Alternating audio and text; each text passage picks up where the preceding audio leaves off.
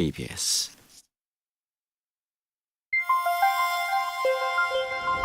대한민국 중심 채널 KBS 1라디오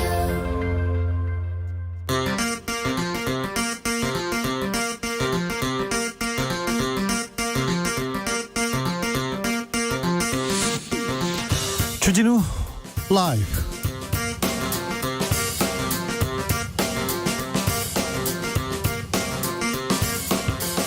(2020년 11월 30일) 월요일입니다. 안녕하십니까, 주진우입니다. 윤석열 검찰총장의 운명을 가를 한 주가 시작됐습니다. 오늘 서울행정법원에서 윤 총장 직무집행정지에 대한 신문이 있었습니다. 이 와중에 윤 총장 대선 지지율은 최고치를 기록하고 있고요. 모레는 징계위원회가 열립니다. 윤석열 총장이 총장직을 유지할 수 있을까요? 아니면 잃을까요? 판사 출신 민주당 이수진 의원, 그리고 국민의힘 최영두 대변인에게 물어보겠습니다. 1980년 광주 민주화 운동 현장에서 헬기 사격이 있었느냐? 법원은 있었다고 판단했습니다. 고 조비오 신부의 명예를 훼손한 혐의로 기소된 전두환 씨의 1심 재판에서 법원은 징역 8개월에 집행유예 2년을 선고했습니다. 전두환 씨는 재판 도중 꾸벅꾸벅 졸았다고 합니다. 오늘 재판에서 무슨 일이 있었는지 고 조비오 신부의 조카 조용대 신부께 들어보겠습니다. 코로나 사태가 장기화되면서 정치권에서 제3차 재난지원금 논의가 활발하게 일어나고 있습니다. 언제 누구한테 얼마나 줄지 궁금합니다. 관련 내용 김은지 기자와 정리해 보겠습니다. 나비처럼 날아 벌처럼 쏜다. 여기는 주진우 라이브입니다. 오늘도 자중자애, 겸손하고 진정성 있게 여러분과 함께 하겠습니다. 코로나로 정신없이 달려온 한 달이었습니다. 아이고, 윤석열 때문에 스트레스 받아요. 아니에요, 추미애 때문에 더 화나요. 이런 분도 있었는데요. 달력 보니까 11월 마지막 날입니다. 11월 다 끝났습니다. 2020년 딱 한 달 남았습니다. 11월 한 달은 어떻게 보내셨는지 궁금합니다. 12월은 또 어떻게 보내실 건가요? 그것도 알려주십시오. 내일부터 코로나 거리두기 단계가 한 단계 더 올라가는 지역이 있습니다. 거리두기 잘하고 계시죠? 잘 지키고 계신지도 알려주십시오. 여러분의 이야기 잘 들어서 저도 좀 따라 해보겠습니다. 그리고 다른 분들한테 삶의 지혜 알려주겠습니다. 샵 9730, 짧은 문자 50원, 긴 문자는 100원입니다. 콩으로 보내시면 무료입니다. 그럼 주진우 라이브 시작하겠습니다.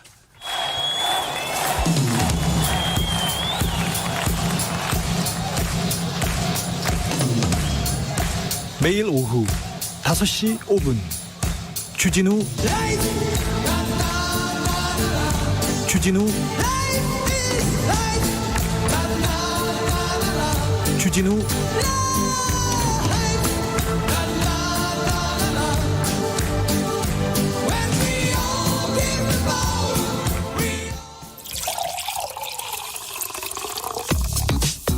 진짜 중요한 뉴스만 쭉 뽑아냈습니다. 줄 라이브가 뽑은 오늘의 뉴스 주스. 정상근 기자, 어서 오세요. 네, 안녕하십니까. 주말 잘 보내셨습니까? 네, 잘 보내고 왔습니다. 거리두기 하셨죠? 네. 네. 집 밖에 나가지 못했습니다. 그렇습니까? 네. 그런 분들 많습니다. 바깥에 안 나온다, 밥도 집에서 먹겠다 하면서 식당이 한산했다고 합니다. 정부가 코로나 거리두기 단계는 유지하되 방역 조치는 강화하기로 했습니다. 네, 전국적으로 이미 2.5단계 기준인 일주일 하루 평균 400에서 500명 이상의 확진자가 나오고 있습니다만, 정부는 경제적인 타격을 고려해서 사회적 거리두기 단계를 2.5단계로 높이지는 않기로 했습니다. 경제 상황을 고려했다고 합니다. 네, 일단 2단계를 유지하면서 일부 시설에 추가로 운영을 제한하기로 했는데, 여기서 일부 시설이라 함은 이 사우나나 한증막, 그리고 에어로빅 같은 이 격렬한 실내 스포츠 시설 등입니다. 격렬한 실내 스포츠, 사우나, 한증막, 에어로빅은 안 됩니다. 네, 이른바 2단계 플러스 알파인데, 시작은 다음 달 1일, 그러니까 내일부터 시작이 됩니다. 네. 그리고 수도권을 제외한 모든 지역의 사회적 거리두기도 1.5단계로 올립니다. 다만 각 지자체별로 조치를 다르게 취할 수가 있는데, 오늘만 해도 50명이 넘는 확진자가 나온 부산의 경우에는 방역 단계를 2단계로 올리기로 했습니다. 한편 정부는 거리두기 단계가 조정이 됐지만 상황을 면밀히 보고 단계를 추가로 신속히 조정할 수 있다라는 입장을 밝혔고요. 이에 덧붙여서 사람 간의 접촉을 최소화하는 것이 연말 또는 내년 초까지는 굉장히 중요하기 때문에 연말연시 모임을 특히 자제해달라고 당부를 했습니다. 올해는 연말에 모임이 없다고 생각하라고 정은경 질병관리청장이 얘기하시더라고요. 네. 오늘 확진자 현황은 어떻습니까? 네, 오늘 0시 기준 신규 확진자 모두 438명입니다. 지역사회 감염은 414명이고요. 서울은 158명, 경기도 69명, 부산 52명, 인천 34명 등입니다. 설 전에 제3차 재난지원금 지급해야 된다는 얘기 나오고 있습니다. 코로나 때문에 경제 상황이 어렵다고요. 네, 이 더불어민주당은 오늘 코로나19 확산에 따른 3차 재난지원금을 내년 설 연휴 이전에 지급하겠다라고 밝혔습니다. 김태년 원내대표는 오늘 최고위원회의에서 12월 2일까지는 무슨 일이 있어도 예산안 처리를 완료하겠다라면서 이 코로나 3차 유행으로 인한 맞춤형 민생지원금을 설 이전에 지급하도록 본 예산에 반영하겠다라고 밝혔습니다. 설 전에요. 네, 이 3차 재난지원금은 긴급 피해지원금 성격으로 가닥을 잡았다라고 하고요. 그 말은 곧 사회적 거리두기 강화로 영업이 제한된 소상공인이나 이 자영업자 같은 직접적 타격을 입은 시민들에게 지원하겠다라는 의미입니다. 전 국민 대상은 아닌 것 같습니다. 네, 그렇습니다. 코로나가 심각한데 청와대 최재성 정무수석 축구했다고요? 네, 연합뉴스는 한 제보자의 동영상을 토대로 최재성 정무수석이 어제 서울 송파구 삼전동의 한 학교에서 조기축구를 하는 모습을 조기축구를 하는 모습을 포착됐다면서 마스크를 끼고 경기를 뛰었다라고 보도를 했습니다. 마스크 끼고요? 네, 이 당일 오후에 정세균 국무총리가 2단계 플러스 알파 조치를 발표를 했는데 이 청와대 수석이 정부 방침과 역행하는 모습을 보인 거 아니냐라는 논란이 나왔는데요. 마스크 끼고 축구하는 게 문제가 되는 건 아니지 않습니까? 그런데 이 청와대에서 이 청와대 직원들에게 모임을 가급적 자제하라라는 지침을 내린 바가 있습니다. 예. 논란이 이어지자 해당 조기축구회인 송파구 삼전축구회가 입장을 냈는데 해당 축구회는 사회적 거리두기를 위해서 축구 경기를 할 때도 마스크를 착용하고 쉴 때도 1m 이상 거리를 두고 있으며 운동이 끝난 후 같이 밥도 먹지 않는다 이렇게 밝혔습니다. 국민의힘에서 계속 이 축구했다고 비판하고 있어요? 네, 현재 국민의힘 초선 의원들이 청와대 앞에서 나흘째 릴레이 1인 시위를 하고 있는데 네. 이 추미애 법무부 장관과 윤석열 검찰총장 문제에 대해서 대통령이 입장을 밝힐 것 그리고 면담을 요청을 하고 있습니다. 그런데 국민의힘 의원들은 최재성 정무수석이 방역을 이유로 자신들과 만나지 않고 축구를 했다라면서 잇따라 SNS에 비판글을 올리고 있는데 허은하 국민의힘 의원은 페이스북에 대통령을 측근해서 모셔야 하기 때문에 불특정 다수와 접촉할 수 없다라면서 제1야당 국회의원들을 코로나 바이러스 취급한 최재성 수석이 자신이 낙선한 지역 조기축구 모임에 참석해서 경기까지 뛰었다 이렇게 비판했습니다. 윤석열 검찰총장에 대한 직무 배제, 집행정지 심리가 있었습니다. 네, 오늘 오전 11시부터 시작한 윤석열 검찰총장에 대한 직무정지 효력 집행정지 신청에 대한 법원 심문이 끝났습니다. 1시간 만에 끝났다고 하는데요. 매우 시간이 짧았습니다. 그러니까 네. 다툴 만한 쟁점이 많지 않고 간단한 사안이다 이렇게 볼 수도 있습니다. 법적으로는. 네, 뭐 그만큼 법원에서 판단이 곧 금방 나올 것으로 예상이 되고 있는데 법무부는 윤석열 총장의 비위가 중대한 만큼 직무정지는 필요했고 또 이로 인해서 윤석열 총장이 입은 구체적인 손해도 없다 이렇게 주장한 반면 예. 윤석열 총장 측은 총장을 쫓아내기 위해서 위법하고 부당한 징계 청구가 이루어진 데다 직무 배제는 검찰의 정치적 중립성과 독립성을 침해해서 회복할 수 없는 막대한 피해가 발생했다라고 비판을 했습니다. 결과는 언제쯤 나온다고 합니까? 빠르면 오늘 중 늦어도 내일에는 나올 것으로 예상이 되고 있습니다. 네, 오늘이나 내일 중은 결과를 받아볼 수 있을 것 같습니다. 조남관 검찰총장 직무대행 대검찰청 차장검사인데요. 그러니까 검찰총장 바로 밑에 있는 분입니다. 네. 그분이 검찰 내부 반발이 계속 이어지고 있다면서 글을 올렸어요. 네, 이 지난 주말도 그리고 오늘도 이 법무부와 대검 안팎에서 논란이 이어지고 있습니다. 오늘은 검찰총장 직무대리를 하고 있는 조남관 대검찰청 차장검사가 이 추미애 법무부 장관을 향해서 검찰개혁의 대의를 위해 한 발만 물러나달라라며 검찰개혁은 검찰 구성원들의 마음을 얻지 않고서는 백약이 무효하다라고 주장했습니다. 또한 검찰 출신의 법무부 과장들이 윤석열 총장에 대한 징계 조치에 대해서 항의하기로 의견을 모았다. 이런 보도도 전해지고 있고 10여 명이 동참할 것이다 라고도 합니다. 네. 그리고 어제는 법무부 감찰 담당관실에 파견 근무 중인 이정화 검사가 총장에 대한 수사 의뢰 결정은 합리적인 이 법리적 검토 결과를 토대로 이루어지지 않았다라면서 작성한 보고서가 아무런 합리적 설명 없이 삭제가 됐다 이렇게 주장을 했는데요. 이에 법무부는 직권남용 혐의가 무죄 판단을 받을 수는 있지만 직무 범위를 벗어났기 때문에 징계 사유는 된다라고 밝혔습니다.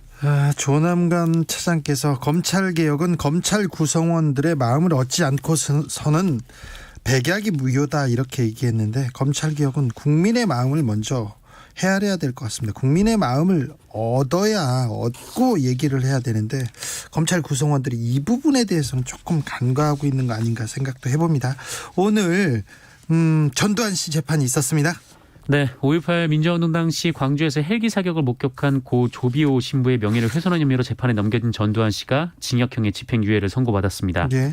전두환 씨는 지난 2017년 4월 발간한 회고록을 통해서 5.18 당시 헬기 사격을 목격했다 이렇게 증언한 고 조비오 신부를 비난했죠. 네, 성직자라는 말이 무색한 파렴치한 거짓말쟁이라고 비난했는데요. 네, 그래서 혐의로 기소됐어요. 기소됐습니다. 만약에 전두환 씨가 이렇게 회고록 안 쓰고 회고록에서 이렇게 비난하거나 거짓말을 쓰지 않았다면 이런 역사적 사실을 다시 한번 다시 다투거나 이렇게 따져보는 시간도 없었을 거예요. 근데 네. 오늘 재판이 있었어요. 네, 그리고 법원은 1980년 5월 21일 계엄군이 헬기에서 총을 쐈다라고 판단을 했습니다. 법원에서 판결을 내렸습니다. 그렇습니다. 그러면서 전두환 씨가 이를 외면하고 허위록에 허위 사실을 적시해서 조비오 신부를 원색적으로 비난했다라고 봤습니다. 네. 그리고 이 징역 8개월의 집행유예 2년을 선고했는데요. 재판부는 자신의 정당성을 확보하기 위해서 회고록을 출판, 고인을 비난했을 가능성이 크고 혐의를 부인하면서 성찰과 단 한마디의 사과가 없었다라고 판단했습니다. 지금까지도 단 한마디의 사과가 없습니다. 네. 이 부분이 좀 안타깝습니다. 오늘 전두환 씨가 치매다 이렇게 하고 거동도 불편하다 이렇게 했는데 시민이 뭐라고 얘기하니까 발끈하더라고요. 네, 오늘 오전에 재판에 참석하기 위해서 전두환 씨가 자신의 연희동 주택을 나왔는데 그때 주변 시민들이 전두환 씨를 향해서 전두환을 법정 구속하라, 전두환은 대국민 사과하라 이렇게 외쳤습니다. 그러자 전두환 씨는 시위대를 향해서 시끄럽다 이놈아라는 말을 했는데요. 시끄럽다 이놈아요. 네. 앞서 전두환 씨는 지난해 3월 이 광주지법에 처음 출석했을 당시에도 발포 명령을 부인하느냐라는 취재진의 질문에 이거 왜 이래? 라면서 화를 내는 모습이 포착된 바 있습니다. 전두환 씨가 살아계실 때 5.18 민주화운동에 대한 역사적 사실들도 몇 가지 좀 더 밝혀져야 되는데 좀 안타까운 측면이 있는데 이 부분은 조금 이따가 조비오 신부의 조카이고 지금 전두환 씨 재판을 주도하고 있는 광주에서 지금 그 재판을 주도하고 있는 조 신부님한테 물어보겠습니다. 이름을 까먹었어요. 죄송합니다. 네. 오늘 이재용 삼성전자 부회장에 대한 재판도 있었어요. 네. 그 이재용 삼성전자 부회장의 국정농단 사건 파기환송심 재판이 오늘 열렸습니다. 이재용 부회장이 출석을 했는데요. 네. 이 법원에 도착한 이재용 부회장에게 이달 들어 세 번째 재판이다. 어떤 심경인가? 삼성 준법감시위 활동에 대해 어떻게 생각하나라는 이 취재진의 질문이 있었는데 아무 이재용 대답도 안 부회장은 하더라고요. 역시 답변을 하지 않고 법정으로 향했습니다. 네. 이재용 부회장은 앞서 지난 9일 그리고 23일에 재판을 출석했고요. 그 일주일 후인 다음 달 7일 공판에도 출석을 할 예정입니다. 예. 이렇게 되면 한 달 사이에 4번 재판에 참석을 하게 되는데 네. 그만큼 재판부가 갑자기 속도를 내고 있는 상황이기도 합니다. 네. 그런데 언론은 재판 일정 탓에 경영활동에 제약이 생긴다라면서 우려를 하고 있습니다. 크게 우려하더라고요. 네. 원래 오늘 재판에서는 이 삼성 준법감시위원회에 대한 전문 심리위원들의 의견 진술이 진행될 예정이었는데 혐의와 아무 상관없는 공판을 하는 일정이었는데요. 네. 특검 측과 전문 심리위원들이 이 준법감시위 전문 심리를 마치기에 시간이 부족하다라면서 연기를 요청했습니다. 그런데 아무튼 정준영 부장판사 이 재판 속도를 내고 있습니다. 아까 전두환 씨 재판을 주도하고 있다는 분은 조영대 신부님이었습니다. 네네. 제가 죄송합니다. 재판이 오늘 너무 많아서요. 저도 재판이 있었거든요. 국가정보원법 개정안이 정보위를 통과했습니다. 네, 국가정보원법 개정안이 오늘 더불어민주당의 주도 하에 국회 정보위원회 전체회의를 통과했습니다. 오늘 오후 전체회의가 열렸는데 이 대공수사권 이관 등이 포함된 개정안이 상정이 됐고요. 국민의힘이 반발해서 표결에 불참을 했습니다. 국정원법 개정안은 국정원의 대공 수사권을 경찰로 이관하고 그 시행을 3년 유예하며 이 국정원의 직무 범위에서 국내 정보를 삭제하는 내용 등이 담겼습니다. 국내 정보를 아예 삭제합니다. 네, 국민의힘은 국정원법 개정안이 통과된다면 경찰 권력이 비대해지고 안보 역량이 오히려 약화될 것이다라며 반대를 해왔는데요. 민주당은 국정원의 인권 침해 가능성을 원천 차단할 수 있을 것이라 보고 있습니다. 네. 한편 국정원법 개정안은 다음 달 9일 본회의를 통과할 것으로 예상되고 있습니다. 국민의힘이 동의하진 않았는데 그 입장차가 그렇게 크지 않았던 것으로 보입니다. 그래서 네네. 국정원법 개정안은 국회를 통과할 것으로 보입니다. 올해 말로 50인 이상 300인 미만 기업들에 대한 주 52시간 적용 계도 기간이 끝납니다. 이제부터는 적용되는 거죠. 네, 그래서 오늘 이재갑 고용노동부 장관이 계도 기간 추가 연장은 없을 것이다라는 입장을 밝혔습니다.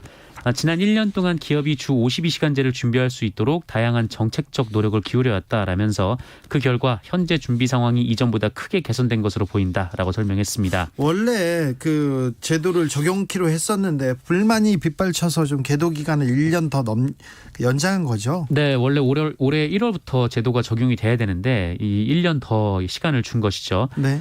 그러나 현장에서 준비 기간이 지나치게 짧다라는 불만이 빗발쳐서 1년을 계도 기간 부여했는데 고용노동부가 올해 9월에 조사를 해보니까 50인 이상 300인 미만 기업 중에서 이미 80% 이상이 주 52시간제를 준수 중이다라는 결론이 나왔다고 합니다. 네. 영흥 화력발전소에서 또 한 분이 사망하셨어요. 네, 그제낮 1시 인천 영흥 화력발전소에서 근무 중인 화물차 기사 51살 신모 씨가 혼자 석탄회를 차에 싣는 작업을 하다가 발을 헛디뎌서 4m 아래 바닥으로 추락했습니다. 잠시만요. 또 석탄을 차에 싣는 작업을 한 거니까 혼자서요? 네, 혼자 하고 있었습니다. 김용균 씨하고 비슷한 상황이었다고 봐도 되겠네요.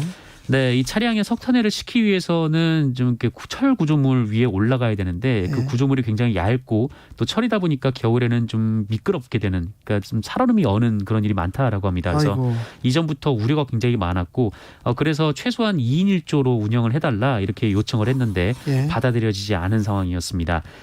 특히 이번에 사고가 난 영흥 화력발전소는 지난해 이 발전 5사 용역 보고서에서 이 철 구조물 그리고 컨베이어 벨트 등이 있어서 위험한 장소라고 지적된 곳입니다. 아이고. 그리고 역시나 이 철 구조물에서 사고가 났는데요. 예. 화물차 기사들은 원청인 발전소에 인력이 부족하다는 이유로 운전 업무 외에도 이 상하차 업무까지 해야 했고 적어도 계단 같은 기본적인 안전 시설만 있었어도 이런 사고를 막을 수 있었을 텐데 계단도 없었다라고 합니다. 회사 측에서 뭐라고 합니까? 네, 남동발전 측은 고용노동부와 경찰 조사에 따라서 사후 조치를 하겠다라고 설명했습니다. 이거 말고는 다른 얘기는 안 했어요? 네, 언론에 보도된 것은 이 내용입니다. 왜 발전소에서 계속 이렇게 사망 사고가 나오고 있는데 이걸 그냥 보고만 있는지 모르겠어요. 이게 고용노동부도 마찬가지고요. 남동발전 그 전에도 사고가 위험한 장소라고 지적했지 않습니까? 이 발전 5사 용역 보고서 이런 데서 위험한 장소라고 지적 잘 안 하거든요. 네네. 근데 여기는 굉장히 위험하기 때문에 좀 고쳐야 된다고 지적한 부분인데 남동발전에서는 또 외면했군요. 혹시 하청 노동자입니까? 네, 하도급 업체 소속입니다. 그렇습니까? 또 한 명의 하청 노동자가 또 목숨을 잃었습니다. 집에 돌아가지 못하는 노동자들이 아직도 있어요. 좀 안타까운 소식입니다. 주스 정상근 기자와 함께했습니다. 감사합니다. 고맙습니다. 이예숙님께서 전두환 씨 또 졸다니 보란듯이 그런 행동을 하는 게 더욱더 용서가 안 되네요. 양심이라고는 미세먼지만큼도 없는 양반이네요. 네. 미세먼지만큼도 없는 이건 굉장히 심한 말인 것 같은데요. 네, 알겠습니다. 8672님이 추윤의 언론은 신들린 것 같다. 추윤 들린 것 같다. 이렇게 또 생각됩니다. 네, 1758님 11월의 마지막 날 신춘문예에 접수했습니다. 와, 대학을 졸업하고 먹고 살기 위해 꿈을 한동안 잊고 살다가 틈틈이 쓴 소설가 희곡을 접수했어요. 당선을 목표로 보낸 건 아니기 때문에 접수한 것만으로도 시원섭섭합니다. 대단합니다. 대학 졸업하고 꿈을 위해서 글을 쓰셨다. 훌륭하십니다. 이미 글을 쓰시고 그 신춘문예 접수한 것만으로도 굉장히 위대하시고 훌륭하십니다. 네. 이진주님께서는 11월에는 가족 생일이 유독 많아서 나름 행복하게 보냈어요. 가족이 모였다면 두 편으로 갈라져서 정치 얘기로 다투곤 했는데 올해는 거리를 두었더니 싸움도 줄었네요. 이렇게 좋은 또 호 작용도 있군요. 가끔 다투시는 분이 있다면 잠시 거리를 두고 생각해 보세요. 네. 그럼요. 싸울 게 아니라 좀 거리를 두는 것도 좋습니다. 9437님, 서울에 조그만 식당 운영하고 있는 자영업자입니다. 좌석마다 거리두기 지켜서 손님을 받고 있는데 코로나 때문에 날이 갈수록 손님 인원수가 줄어서 너무너무 걱정입니다. 코로나 때문에 어려운 업주분들 모두들 힘내세요. 힘내주세요. 힘내십시오. 네. 이번 겨울만 잘 넘기면 될 것 같습니다. 1928님이 11월 여기도 저기도 온통 윤석열 추미애, 본질은 사라지고 갈라치기만 남은 요즘 우리가 지쳤을 것 같지요? 아니요. 11월에도 지치지 않고 끝까지 지켜볼 거예요. 두 눈 똑바로 뜨고 무섭게 째려볼 거예요. 그렇죠. 본질은 검찰개혁입니다. 검찰개혁은 이게 잘 되는지 우리가 좀 지켜보자고요. 네, 교통정보센터 다녀오겠습니다. 정현정 씨. 네, 이 시각 교통정보입니다. 퇴근 시간이 가까워지면서 정체가 시작됐는데요. 먼저 경부고속도로 상황입니다. 서울 쪽으로 기흥 동탄에서 수원까지 밀리고 있고요. 더 가서는 양재에서 반포까지 정체입니다. 반대 부산 쪽은 한남에서 서초까지 밀리고 있고요. 더 가서는 신갈분기점에서 수원까지 속도 줄여서 지납니다. 옥산분기점 부근 3차로와 갓길에서는 뒤쪽으로 4km 구간 정체고요. 경인고속도로는 서울 쪽으로 서인천에서 부평 진출로까지 밀리고 있습니다. 더 가서는 신월 부근에서 정체 살펴집니다. 서해안고속도로 서울 쪽은 서평택 분기점에서 밀리고 있고요. 발안에서 화성휴게소까지는 8km 구간 넘게 정체입니다. 매송휴게소에서 용담터널까지 속도 줄여서 지나고요. 더 가서는 일찍 분기점에서 금천까지 막히고 있습니다. 영동고속도로 상황은 인천 쪽입니다. 동수원에서 광교터널까지와 북수원까지 이어서 정체입니다. KBS 교통정보센터였습니다. 주진우 라이브.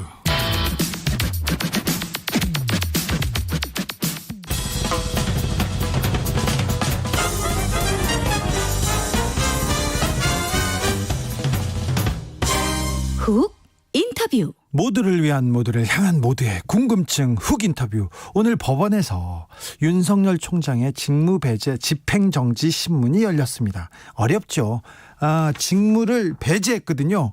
그런데 아니다, 나는 돌아가겠다, 이렇게 소송을 내가지고 그런 심리가 있었습니다. 1시간 만에 끝났는데 결과는 아직입니다. 가장 큰 쟁점은 판사 불법 사찰 의혹입니다. 지난주 윤석열 총장 변호인이 판사 사찰 문건을 공개했어요. 그 문건을 보고 판사들은 어떤 생각이 들었을까요? 궁금합니다. 판사 출신, 부장판사 출신이죠. 이수진 더불어민주당 의원 의견 들어보겠습니다. 안녕하십니까? 네, 안녕하십니까? 네, 그 사찰 문건 보고 어떤 생각이 드셨어요?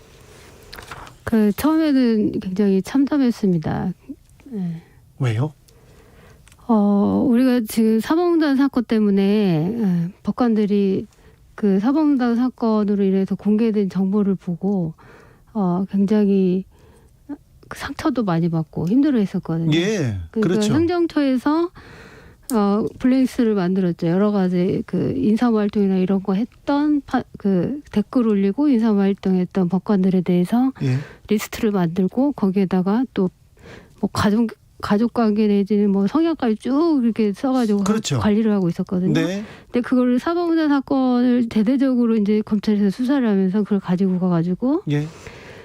그 정보를 관리를 하고 있었던 거죠. 그 정보를 가지고 판사에 대한 그 사찰 정보를 만들었다, 이렇게 보시는 거죠? 근데 이제 그 당시 양승태 세력, 사법농단 세력이 우리법 연구회나 인권법, 인사모 회원들에 대해서 낙인을 찍었었잖아요. 네.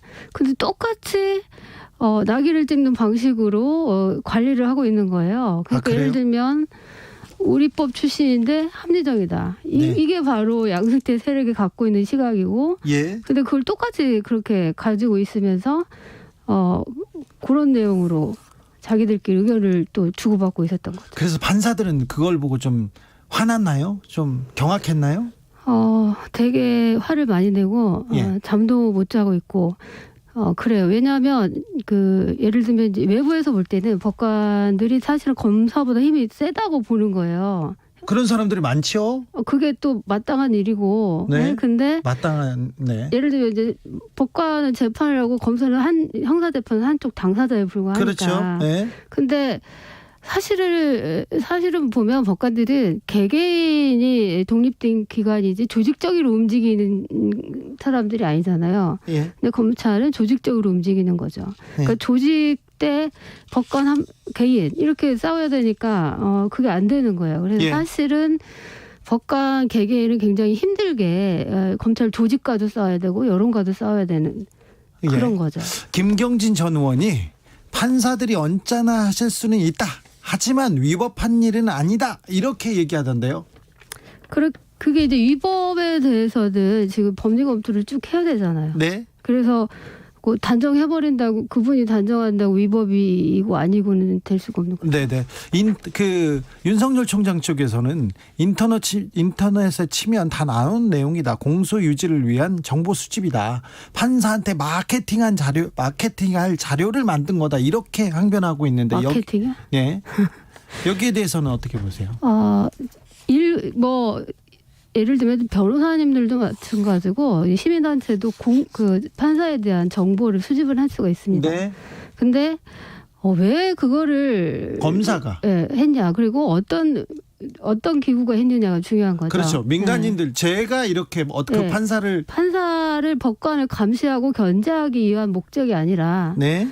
시민단체나 일반 국민이 그런 게 아니라 검찰이라는 그 권력 기구가 조직적으로 그거를 재판의 공정성을 흔들기 위해서 정보를 수집한 거죠. 네.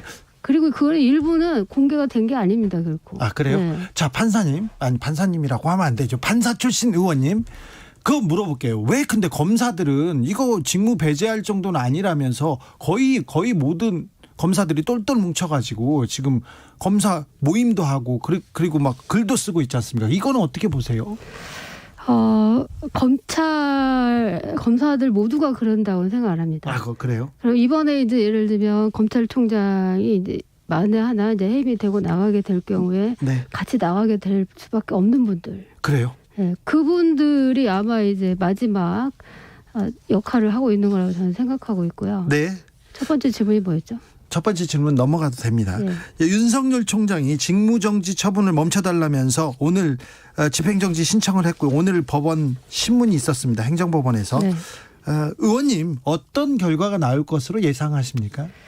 저는 제대로 된 법리 검토가 된다면 네. 이제 가처분 신청이 받아들여지서는 안 된다고 봅니다. 받아들여져서는 안 된다. 예. 그 이유가 이제 거기서 회복하기 어려운 손해라고 하는데 이 손해라는 건 추상적 손해를 말하는 게 아니라 현실적 구체적 손해여야 되고요. 예. 그다음에 이제 긴급한 필요도 본안 판결을 기다릴 수 없을 정도로 없을 경우 그 정도의 긴급함이 있어야 되는데 네. 여기에는 지금 해당이 안 되는 거예요. 특히 지명직의 경우에는 특별한 경우가 아니라 개인성과 비대체성을 인정하기 어렵다는 거죠. 네. 그러니까 해임 처분으로 공무수행 지장이 있다고 하여 회복할 수 없는 손해로 볼 수 없다. 이게 이제 기존의 법원이 가지고 있는 법리입니다. 네. 이해 가시죠? 네. 그러니까 만약 이렇게 되려면 이제 예를 들면 윤 총장이 그것 때문에 가족 생계가 막 어렵다든지 네. 이 정도의 구체적 손해가 나와야 되는 거죠, 개인적으로. 그리고 네. 공익적 손해를 하더라도 구체적인 손해가 나와야 돼요. 그런데 거기에서 검찰 중립성 침해 이건 굉장히 추상적으로 들리지 않습니까? 네. 검사들이 계속해서 쫓겨날 정도의 중대한 비범죄는 아니지 않느냐 이런 얘기를 합니다. 오늘 조남관 대검 차장도 지금 검찰총장 직무대행입니다. 이 검찰의 2인자도 이런 얘기를 했어요. 그래서 추 장관한테 검찰 개혁을 위해서 한 발 물러나달라 이렇게 얘기를 했는데 쫓겨날 만큼 중대한 비범죄는 아니지 않느냐 이 부분에 대해서는요. 그게 국민의 정서하고는 많이 괴리가 된 상태예요. 그게 바로. 그러니까 검사가 하는 일은 제일 중요한 거는 공소 유지 아닙니까? 그래서 유죄를 받아야 되는 거고 네. 그 재판의 공정성을 해치면 안 되는 기관인 거예요. 어느 기관보다. 네. 근데 지금 재판의 공정성을 해치기 위한 이런 작업을 한 거잖아요. 네. 이거만큼 중요한 범죄가 어디 있겠습니까? 사법농단 때도 판사들이 법원 행정처가 그것 때문에 판사의 네. 그 재판의 중립성이나 공정성을 해쳤다. 그것 때문에 대법원장이 구속이 되고 지금 재판을 받고 있습니다. 구속됐었잖아요. 네. 대법원장이. 그럼 검찰총장은 어떻게 돼야 됩니까? 검찰총장이 그러면 구속 사안이라고 생각하십니까? 그럼 그 양승태 대법원장이 왜 구속이 됐을까요? 그 검찰에서 막 수사해가지고 구속을 시켰잖아요. 법원에서도 이게 구속 사안이라 해서 영장 발부까지 해줬었고, 이게 그만큼 중요한 일이기 때문에, 그러니까 국민이 최후의 국민의 인권을 지키는 최후의 보루가 법원인데 재판이잖아요. 그 네. 재판의 공정성을 하는 흔들어야 되는 그것도 국가기관이 조직적으로 흔들어야 되는 이거야말로 너무 엄청난 사안인 거죠. 네. 8672님께서 조직에 충성한다는 말이 이렇게 무서운지는 예전에 미처 몰랐네요 얘기하는데 검찰이 똘똘 뭉쳐서 목소리를 높이는 부분에 대해서 지적하는 것 같고요. 이명린님께서는 개혁의 대상인 검찰의 마음을 얻어야 된다고요. 이게 무슨 말인가요? 개혁 당하는 게 싫으면 그만두고 나가야지 이런 의견도 주셨습니다. 국민의힘 초선 의원들이 지금 청와대 앞에서 시위를 벌입니다. 대통령이 나서라 이렇게 얘기해라 이렇게 하는데 의원님 이거 어떻게 보고 계십니까? 저는 이게 지금 국정조사 사안이라기보다는 예. 사실은 이제 제대로 그 해임 처분이나 이런 거에 대해서 임 총장이 예. 막 그 항의를 하면서 또 뭐 항고하고 뭐 재항고하고 항소하고 뭐 이러는 경 이렇게 되면 네. 굉장히 국민이 필요해집니다. 네, 그렇게 그래서 국회에서 탄핵을 해야 된다고 제가 주장했던 이유가 예. 과반수 이상이 탄핵을 결의를 해서 헌법재판소를 보내서 헌재 결정을 받으면 됩니다. 네. 자, 윤 총장이 이번에 행정법원에다도 심리를 의뢰했고요. 그다음에 3일 후에 징계위원회가 결정을 내면 그걸 가지고도 또 소송을 할 거니까 소송의 소송 법으로 재판으로 가지 말고 거기다 또 국정조사까지 하고 얼마나 힘듭니까? 그러면 네. 국회에서 탄핵해야 된다고 이렇게 보시는 거예요? 그렇죠. 국회에서 탄핵할 수 있습니까? 과반수가 결의하면 예. 국회가 결정을 내리는 게 아니에요. 국회가 헌재로 보내주는 겁니다. 네. 그럼 헌법재판소에서 이게 과연 유연적인지 행위인지 아닌지에 대해서 판단할 거 아니겠습니까? 네. 네. 그러니까 그렇게 하고 나서 국회는 빨리 지금 얼마나 어려운 시국입니까? 네. 코로나19로 모든 국민이 이렇게 고통을 받고 있는데 예. 거기 빨리 민생법안 챙겨야죠. 네. 자. 근데, 예. 그래서 윤석열 총장은 수사 별개로 그 재판과 별개로 국회가 탄핵해서 빨리 끝내야 된다 이렇게 생각하죠. 그렇죠. 네. 그렇습니까? 급진적이십니다. 아닙니다. 왜냐하면 지금 국회가 사실은 탄핵을 할 수 있는 권한이 있는데 네. 탄핵을 이제 사법농단 판사들 탄핵 안 했잖아요. 그래서 제가 지금 안타까워서 네. 오늘 여기서 우리 이수진 의원만 외치고 있는데 다른 의원들을 탄핵한다고 해놓고 잘 안 외치는 것 같아요. 그 부분에 대해서 사실은 제가 좀 안타까운 마음이 큽니다. 그죠? 예. 동료 민주당 의원들한테도 안타까운 마음이 좀 있죠. 예. 그게 법원이나 검찰을 우리가 견제할 수 있는 국회가 견제할 수 있는 유일한 게 탄핵이거든요. 국민이 예? 견제해야죠. 예. 국민의 대표를 뽑혀서 국민이 원하는 거니까 빨리 하라고 하는데 왜 그걸 안 하는지. 예. 그렇죠. 국회가 지금 그 탄핵을 미루고 있는 순간에 사법농단 재판은 지금 질질 끌려만 가고 있는 것 같습니다. 법을 잘 아는 전 대법원장, 전 법원행정처장 등 다 모여가지고 재판하는데 지금 계속 길어지고 있죠. 지금 법관들은 거의 뭐 증인으로 다 부르고 있고 저도 2번이나 더 나가야 되는데 그래요? 사실 너무 괴롭히는 거죠. 예. 마치 우리가 가해자인 것처럼 거꾸로 막 괴롭힘을 당하고 있어요 지금. 그 사법농단의 주범들이요. 네. 그래서 그분들이 지금이라도 어느 정도는 하면은 다른 많은 후배 법관들이 고통을 안 당할 거 아닙니까? 네. 막 증인으로 자꾸 불려나와가지고 네. 재판을 하기도 힘들고 바쁜 법관들이 거기에 그렇게 매달려 있는 거예요. 그러니까요. 네. 그 중요한 일 처리해야 될 일이 산적해 네. 있는데. 그렇죠. 네. 그래서 제가 진짜 간곡히 부탁드리겠는데 예. 제발 지금이라도 조금 어느 정도는 인정을 하시고 사과를 하시고 그렇게 하면 오히려 재판부에서 더 잘해줄 거 아니겠습니까? 지금 양승태, 임종원, 박병대, 고영한 전 대법관 등 그런 분들한테 얘기하신 거죠? 그런 거죠. 네, 그렇습니까? 의원님, 급진적이라고 얘기했는데 이 내용 가지고 제가 또 획기적이라고 생각합니다. 검사 임명 자격을 변호사직 3년 이상 해서 경험을 한 사람들로 제한하는 법안을 발의하겠다 이렇게 밝히셨어요. 예, 이번에 제가 법안을 만들었고요. 만드셨어요? 그리고 이제 우리 민주당 의원님들의 지금 20명 넘게 공동 발의를 해주고 있고 예. 그 부분에 대해서 제가 페북에 글을 올렸는데 너무나 많은 우리 시민들께서 예. 꼭 그 법률안 통과시켜달라고 지금 난리가 났습니다. 예. 네. 난리가 났습니까? 네. 근데 9705님도 이런 지적하셨는데 검찰을 수직적 계급 집단에서 횡적 기능적 집단으로 개혁합시다 이렇게 했는데 이 개혁이 가능할까요? 이건 당연히 지금 법관은 지금 이제는 10년 여러 경과 규정을 거쳐서 10년의 그 법조 경력이 있어야 판사로 임명이 됩니다. 예. 근데 이제 검사도 예. 로스쿨에서 막 그 성적 좋은 사람들이 검찰로 다 가가지고 조직 우선주의나 엘리트주의에 순혈주의에 빠져 있지 말고 3년이라도 네. 바깥에서 생활을 해보고 이것저것 겪어본 사람들이 검사가 되면 조직이 먼저 아니라 국민을 먼저 생각하는 그런 조직원이 되지 않겠어요?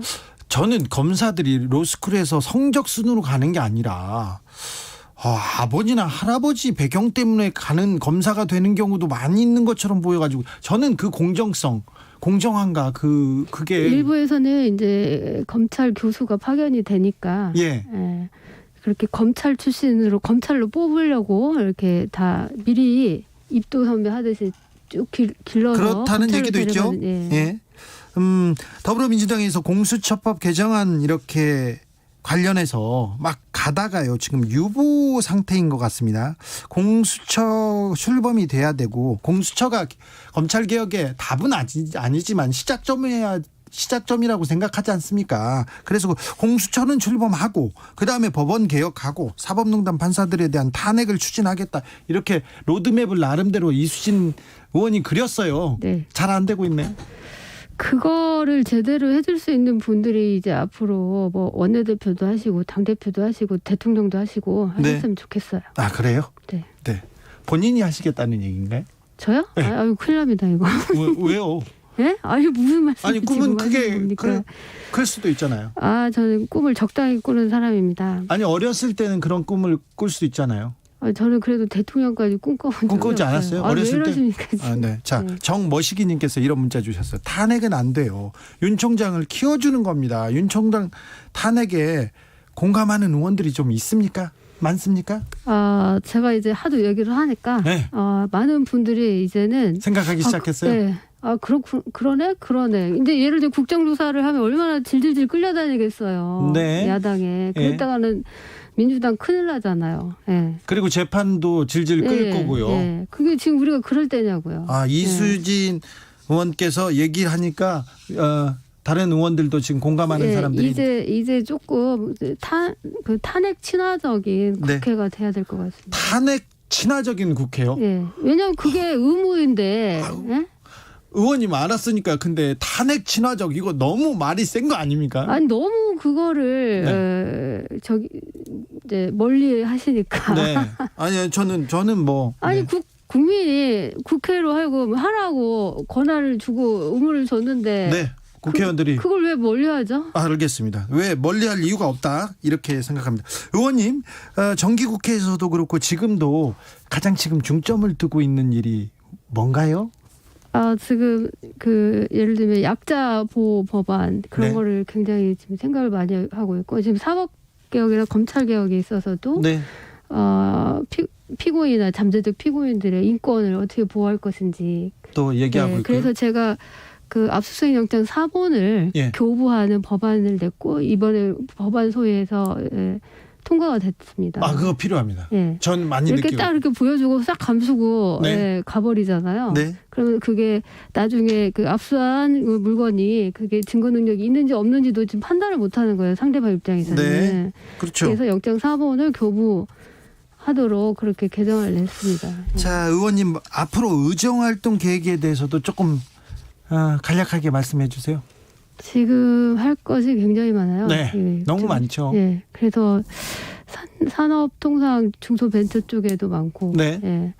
언론 개혁도 제가 지금 얘기하고 있고요. 있고, 자원외교에 숨겨진 재산도 찾는다고 얘기하시고 그리고 있고. 직권남용죄 있죠. 그거를 손을 봐야 될 것 같습니다. 그래요? 꼭 이제 사람들이 걸핏하면 이제 직권남용으로 고발하고 서로 그러고 살고 있잖아요. 예. 그게 조문 자체가 좀 불명확해요. 네. 그래서 검찰이나 판사들이 마구마구 재량껏 그냥 해석을 해버리고 마는데 그거를 갖다 이제 법조문으로 조금 손을 봐야 될 것 같습니다. 네. 그래서 지금 그 작업에도 들어가 있습니다. 알겠습니다. 야당의 입장은 2부 최영두 의원에게 들어보겠습니다. 마지막으로 하실 말씀이 있습니까? 없습니다. 없어요? 네. 네. 지금까지 탄핵 친화적인 국회를 만들자. 국민들이 준 권한이다. 국회의원들은 일을 해야 된다. 이수진 의원이었습니다. 네, 감사합니다. 감사합니다.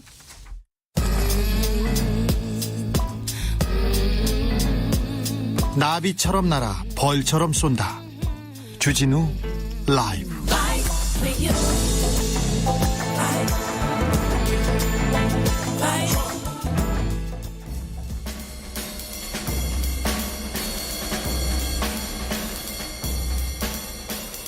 느낌 가는 대로 그냥 고른 뉴스 여의도 주필. 이탈리아 울린 노부부 세레나데.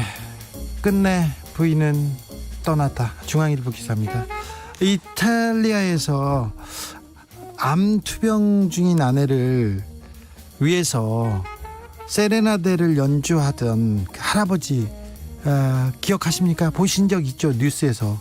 코로나 때문에 면회가 안 돼서 아내를 그리워하던 할아버지가 창문을 두고 저기 길에서 아코디언 연주를 합니다. 아내가 즐겨 듣던, 아내가 좋아하던 노래를요. 아내가 좋아했던 노래를 집에서 들려주곤 했는데 창밖에서 연주를 시작하니까 아내가 나타났고 나는 그녀의 얼굴을 볼 수 있어서 행복했습니다. 이렇게 얘기합니다. 그런데 부인은 퇴원해서 집에 돌아왔는데 며칠 지나지 않아 숨을 거뒀고요. 그 할아버지의 연주도 멈췄습니다. 안타까운 아름다운 안타까운 이야기였습니다. 코로나 걸렸던 산모가 낳은 아이 항체 가지고 태어났다. 조선비지 기사인데요. 싱가포르에서 임신 10주차에 코로나 바이러스 확진 판정을 받았어요. 근데 이 30대 산모가 낳은 아이가 코로나 항체를 가진 채로 태어났습니다. 그러니까 코로나한테 안전한 그런 아이가 태어난 거죠. 진단검사에서 음성이었고요. 아이는 3.5kg로 아주 건강하다고 합니다. 코로나 항체 가지고 있다고 합니다. 그런데 다른 사례도 있었어요. 싱가포르에서요. 펠리링이라는 언어치료사도 임신 36주 차에 코로나 양성 반응이 나왔습니다. 그런데 출산을 했습니다. 그런데 아이가 코로나 항체를 가지고 태어났다고 합니다. 중국에서 그 보고된 연구 결과에도 코로나 바이러스에 감염된 여성에게서 태어난 아이에게 코로나 항체가 검출됐으며 이는 시간이 경과함에 따라 감소한다고 보고했습니다. 또 이렇게 아이가 축복 속에 태어난 게 정말 경이로운 일인 것 같습니다. 또 이 아이에서 희망을 얻고 이 아이를 보면서 이 의학도 한 걸음씩 진화하게 되지 않을까 하는 소박한 꿈을 가져봅니다. 연두공장님도 코로나 항체라니 신인류 탄생입니다. 그렇죠. 희망이 보이는 것도 같습니다. 돼지 내장 양동이로 붓고 주먹질까지 대만 의회 이번엔 수입돼지 난투국. 동아일보 기사입니다. 미국산 돼지고기를 수입하려고 합니다. 대만에서. 그래서 수입을 해서 미국과의 관계를 조금 좋게 하겠다는 게 지금 그 대만 민진당 소속 차이윙원 총통의 생각입니다. 그래서 여당에서는 수입을 하자고 하고 야당에서는 수입 재개를 반대합니다. 그래서 여당의 수전창 행정원장이 자 수입 재개하겠다 이렇게 국회에서 발언을 하려고 하자 양동이가 붉은색 양동이가 단상에 막 앞에 쏟아집니다. 양동이 안에는 뭐가 있냐면요, 돼지 소장, 허파, 간, 돼지 내장이 그냥 가득 담겨 있었어요. 그러니까 여당 의원들도 주지 않고 그 내장을 그 야당 의원들한테 던지기 시작합니다. 그러니까는 어떤 의원은 우비를 입고 오고요. 입고 또 돼지 지방을 던지고 주먹질하고 그렇게 싸웠다고 합니다. 네. 그렇게 싸웠다고 합니다. 네. 빠루망치는 안 나왔습니다. 거기 아직은. 그리고 뭐 최루탄도 안 나왔지만 네, 대만을 보면 아유 아직도 싸우고 있어 이런 생각을 합니다. 우리 국회 이렇게 동물국회로 가서는 안 됩니다. 안 된다고요. 계약서 안 주고 대금 후려치고 갑질 대우조선. KBS 기사인데요. 국내 최대 조선업 조선 회사입니다. 대우조선해양이 하도급 업체를 상대로 갑질을 하다가 또 제재를 받았습니다. 186곳 2015년부터 지난해까지 186곳 하도급 업체에서 계약서를 쓰지 않고 일단 일해요. 일을 줄 테니까 일해. 근데 일을 하면 나중에 계약서 쓸 때는요 인건비에도 못 미치는 대금을 주기도 했고요. 일은 일대로 하고 어떤 하청업체는 일만 하고 빚이 수십억 떠안고 그냥 망하는 회사까지 나왔다고 합니다. 공정위에서 과징금 153억 부과하고 검찰에 고발하기로 했습니다. 그런데 2018년에도 불법 하도급 행위로 제재를 받았습니다. 대우조선해양. 그런데 그때도 소송을 이어가고 있어요. 행정소송을. 이번에도 행정소송 이어간답니다. 행정소송 끝나면요 민사소송까지. 그래서 피해 업체는요 보상 받으려면 10년을 싸워야 돼요. 10년을. 거기서 비싼 로펌에서 변호사들이 재판을 질질 끌고 괴롭힐 거거든요. 그 사이에 망하는 겁니다. 대우조선해양 아시다시피 수조 원의 국민의 세금 들어가 있어요. 공적 자금 들어간 데였어요. 그런데 거기에서 대우조선해양의 전 사장이 20조 분식회계를 통해서 20조 사기 대출을 받았어요. 그리고 4,900억 원 이상의 성과급으로 잔치를 벌였습니다. 분식회계하고 나서. 분식회계가 이렇게 무서운 거예요. 기억하십니까? 대우조선해양의 차장 한 명이 횡령을 했는데 180억 원을 횡령했어요. 시계를 2억짜리 차고 있었고요. 외제차 6대 있었습니다. 6억짜리 차도 있었어요. 대우조선해양이 우리 세금을 가지고 우리 공적 자금을 가지고. 근데 하도급한테는 하청업체한테는 이렇게 악마처럼 굴었습니다.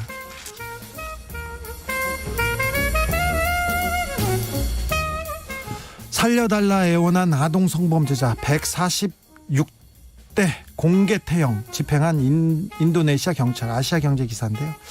한 아동 성추행 성폭행 혐의로 체포된 19살 남성에게 146대 태형을 집행했습니다. 샤리아 이슬람 율법을 이렇게 율법으로 지배하는 인도네시아 특별행정구역인 아체 지역에서 이렇게 했는데요.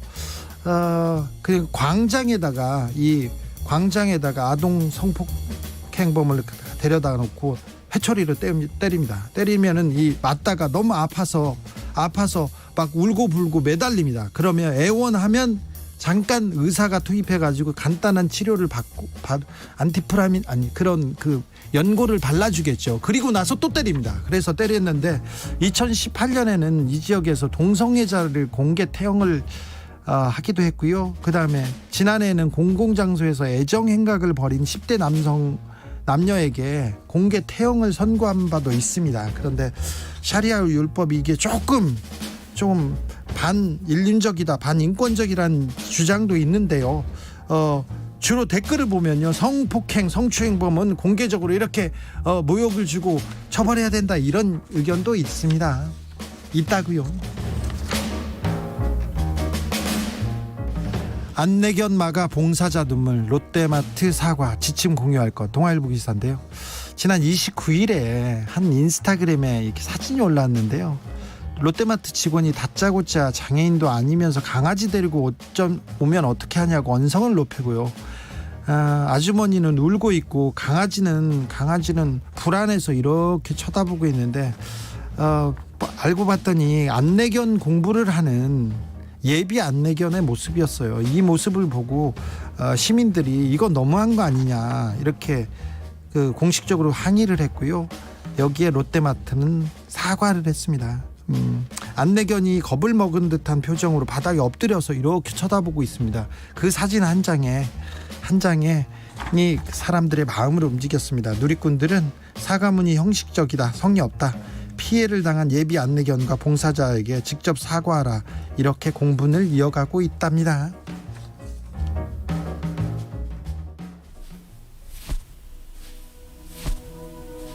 예비 안내견 보기만 해도 좀 뭉클하고 미안하고 고맙고 막 그런데 아이고 좀 미안하네요. 예비 안내견 잘 커다오, 그리고 잘 안내해다오.